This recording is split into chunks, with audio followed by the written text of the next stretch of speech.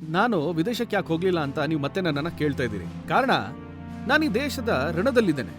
ಮತ್ತೆ ಆ ಋಣವನ್ನ ನಾನಿನ್ನೂ ಪೂರ್ತಿಯಾಗಿ ತೀರಿಸಲಿಲ್ಲ.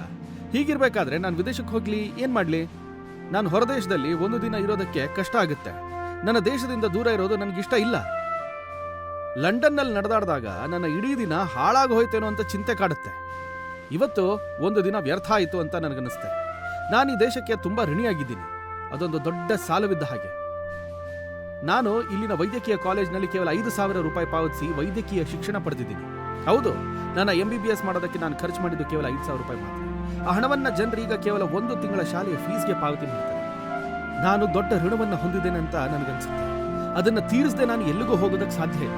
ಪ್ರತಿದಿನ ಈ ಸಾಲವನ್ನು ತೀರಿಸೋದಕ್ಕೆ ನನಗೆ ಸ್ವಲ್ಪ ಹೆಚ್ಚು ಆಯುಷ್ ನೀಡುವಂತೆ ಅಲ್ಲಾಹ್ ನನಗೆ ನಾನು ಪ್ರಾರ್ಥನೆ ಮಾಡ್ತೀನಿ. ಅಷ್ಟೇ ನಾನು ಕೇಳ್ಕೊಳ್ಳೋದು.